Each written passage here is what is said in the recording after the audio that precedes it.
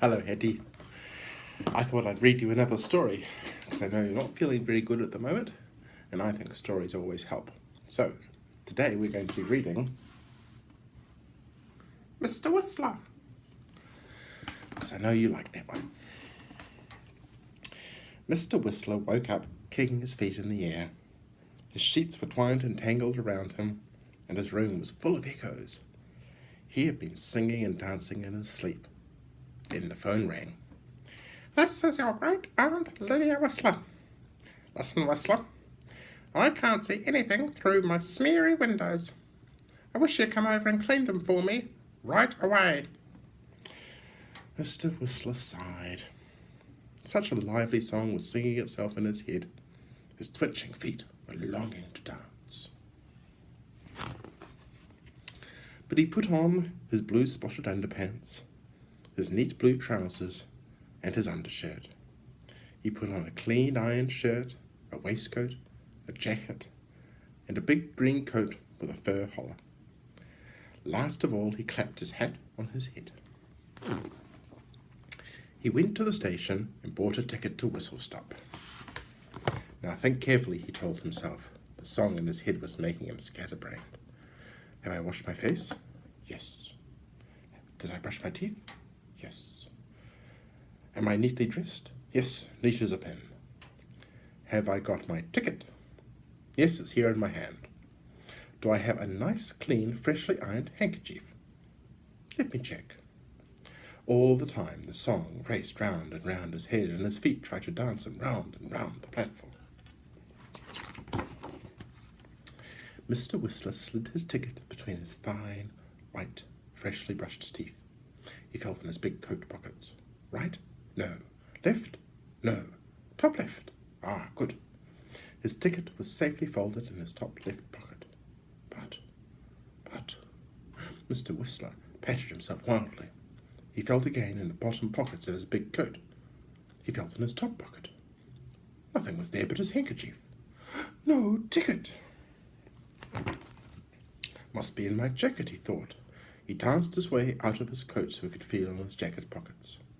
Nothing in the top pockets except a 20-cent piece and a ballpoint pen.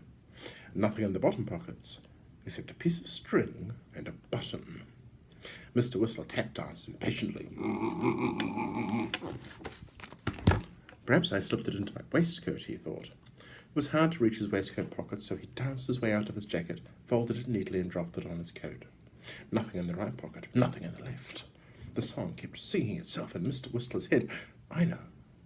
I must have put it in my shirt pocket. Mr. Whistler's waistcoat fitted so snugly it was hard to reach his shirt pocket. Swish! He whisked his waistcoat off, folding it neatly as he danced, and laid it delicately down on his jacket and coat. He poked his fingers into the little top pockets of his shirt. Nothing in the right pocket, nothing in the left. Oh, I'm a fool, thought Mr. Whistler. It will be in my trouser pocket. He felt in his right pocket. He felt in his left pocket. Nothing. Quickly, Mr. Whistler spun in wild circles, keeping time with the music in his head. Nothing! No, wait, there was something. His left-hand pocket had a hole in it. Oh no, thought Mr. Whistler. My ticket has fallen through the hole. It's worked its way down into my trousers. Mr. Whistler danced out of his trousers. People gasped at his elegant spotted underpants and his clean undershirt, but he was too busy turning his trousers inside out to notice. Nothing. He turned his trousers upside down and shook them. No ticket. Nothing. Mr. Whistler clapped his hands to his head in dancing despair. My hat! He suddenly thought, of course I've put my ticket in my hatband. He took off his hat, but the hatband was empty. Mr. Whistler danced with fury, tossing his hat onto the pile of clothes.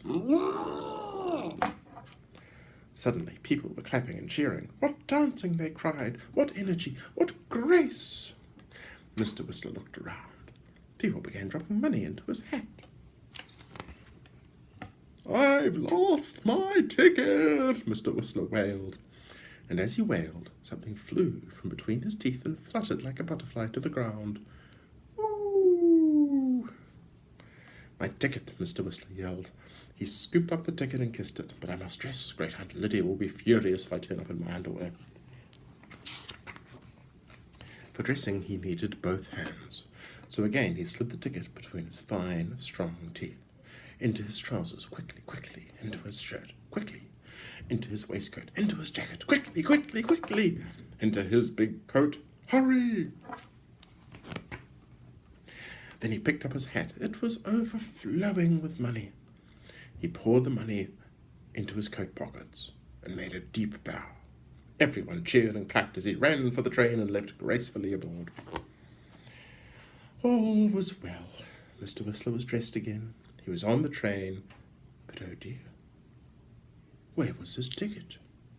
It was in his mouth, safely clenched between his teeth. Mr. Whistler laughed. His ticket flapped like a mad moth to the back of his mouth. Mr. Whistler swallowed. He swallowed his ticket. Mr. Whistler had to buy a new ticket when the guard came around. Wasn't it a lucky thing he made all that money with his wild dancing? The end. I hope you liked that, Hetty, and I hope that you can listen to the story and watch me read it and be a little bit happier. I'm looking forward to seeing you when I get home, and I hope that you have a great day. I love you so much. Bye-bye. Pushing the red button now.